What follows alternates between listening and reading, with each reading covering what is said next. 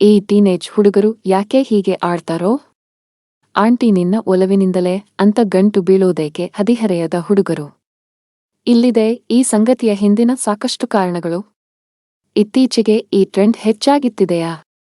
ಅಥವಾ ಇದು ಹೊರಜಗತ್ತಿಗೆ ಈಗ ಹೆಚ್ಚು ಸುದ್ದಿಯಾಗುತ್ತಿದೆಯಾ?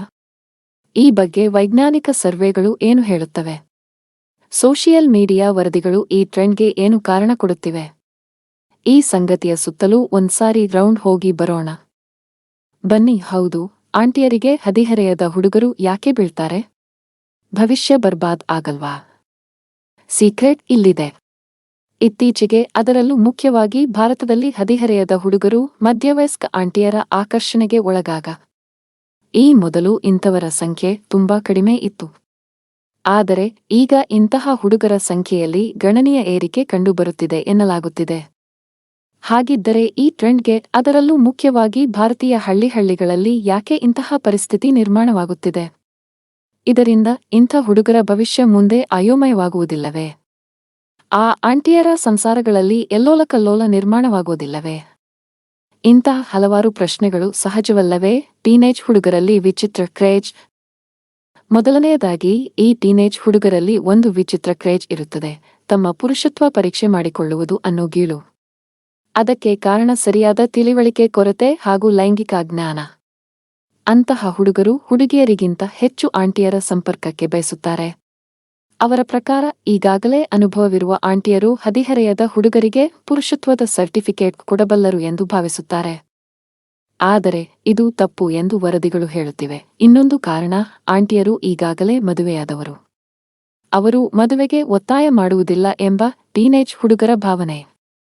ಅಂಡರ್ಸ್ಟ್ಯಾಂಡಿಂಗ್ ಮೇಲೆ ಆಗ್ತಿದೆ, ಏನೂ ಆಗಲ್ಲ ಎಂದುಕೊಳ್ಳುತ್ತಾರೆ. ಆದರೆ ಅವರಿಗೆ ಆ ಕ್ಷಣದಲ್ಲಿ ಭವಿಷ್ಯಕ್ಕೆ ಇದು ಮಾರಕ ಆಗಬಹುದು ಎಂಬ ಅರಿವು ಇರುವುದು ಕಡಿಮೆ.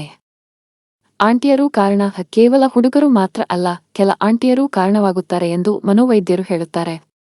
ಸಂಸಾರದಲ್ಲಿ ಸರಿಗಮ ಇಲ್ಲದ ಕೆಲವು ಆಂಟಿಯರು ಅನುಭವಕ್ಕಾಗಿ ಕಾದಿರುವ ಟೀನೇಜ್ ಹುಡುಗರ ಸಂಪರ್ಕಕ್ಕೆ ಬರುತ್ತಾರೆ.